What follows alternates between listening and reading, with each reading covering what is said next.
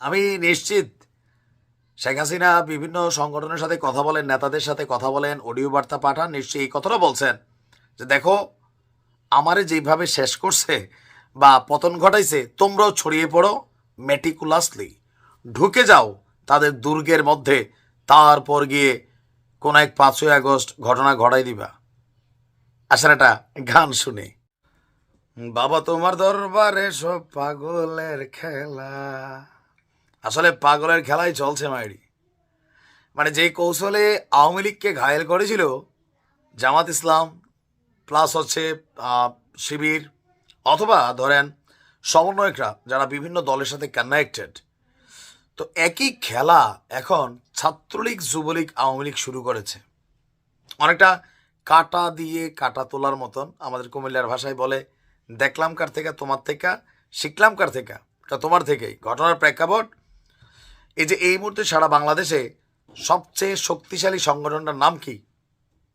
বৈষম্য বিরোধী ছাত্র পরিষদ, বা যেই সংগঠনটা আছে এই মুহূর্তে জাতীয় নাগরিক কমিটি বা আমাদের উপদেষ্টারা যারা আছেন, এইটা হচ্ছে তাদের মেইন গোড়া। সেই গোড়ার মধ্যেই মেটিকুলাসলি ঢুকে পড়েছে ছাত্রলীগ। মজার বিষয় দেখেন, পটুয়াখালীর মহিপুর থানার একসময়ের জয় বাংলা ক্লাবের সভাপতি এবং বঙ্গবন্ধু স্মৃতি সংসদ ও বঙ্গবন্ধু স্মৃতি পাঠাগারের কলাপাড়া উপজেলা শাখার সাধারণ সম্পাদক মোহাম্মদ রাকিব মুসল্লি এই মুহূর্তে সাভার উপজেলা বৈষম্য বিরোধী ছাত্র আন্দোলনের যুগ্ম আহ্বায়ক পদ পেয়েছেন। আর এ নিয়ে যে কমিটি ঘোষিত হয়েছে, এই কমিটি নিয়ে অলরেডি বাতিল করার জন্য আবেদন আসছে, সংবাদ সম্মেলন হয়ে গেছে, অনেকে সেই কমিটি থেকে পদত্যাগ করছেন।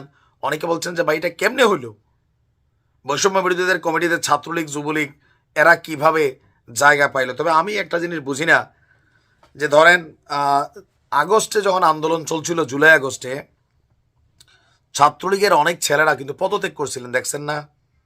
এর মধ্যে কিন্তু সার্জিসও একজন পদত্যাগ করছে কিনা জানি না, হাসনাত, এরা কিন্তু একসময় ছাত্রলীগ ছিল।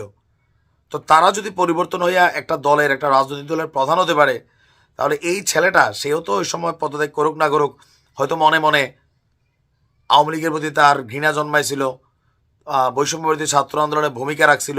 এখন তার এক্স রাজনৈতিক পরিচয় নিয়ে সে একটা ভালো জায়গা পাইছে, এটাতে ভাই তোমাদের জলে কেন?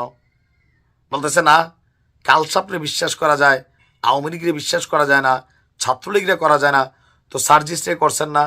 এই ছেলেটার একটু চান্স দিয়ে দেখেন, হয়তো মনে মনে সে অনেক পরিবর্তন হয়েছে। আবার অনেক জায়গায় আমরা দেখেছি যে এই আন্দোলনের সময় পোলাপাইন কিন্তু পরিবর্তন হয়েছিল।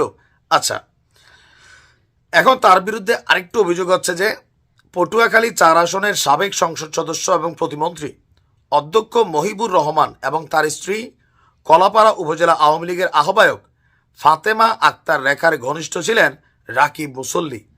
তো সার্জিসের একটা ভিডিওতে আমরা দেখছি সাদ্দামের কাছে গিয়া আন্দোলনের সময় কিভাবে বক্তব্য দিছে, বঙ্গবন্ধু নিয়ে কীভাবে বক্তব্য দিছে, বিভিন্ন রাজনৈতিক নেতাদের সাথে তার কতটা সৌহার্দ্যপূর্ণ সম্পর্ক ছিল ছিল কিনা। তো এই ছেলেটা থাকলে কি হয়েছে, মনে মনে সে বদলাই গেছে? না, বাঙালি এটা মানতে নারাজ। এখন বলা হচ্ছে যে আপনার তার বাবা কুয়াকাটা পৌর কৃষক লীগের সাবেক সভাপতি, মানে বোঝানো হচ্ছে যে টোটাল ছেলেটা আগাগোড়া ফুল আওয়ামী লীগ ফ্যামিলি। এখানেই শেষটা, তার নামে আরও আছে পোলা বড় ব্লুটুথ একটা সংগঠন সে বানাইছে, যে সমাজসেবা সংগঠন। তো এই সংগঠনের আড়ে চাঁদাবাজি করত, ব্যবসায়ী সাধারণ মানুষকে জোর করে এখানে টাকা দিতে বাধ্য করত। এছাড়া বিএনপি জামাতিদের মিথ্যা মামলায় জড়িয়ে হয়রানিও করতেন রাকিব। তো কিভাবে সে এখন এত বড় একটা পদ বাগায় নিতে পারে, এটা নাকি ভুল তথ্য কে জানে, বাট সেই ঘটনা ঘটাই দিছে মেটিকুলাসলি। ভালো থাকো।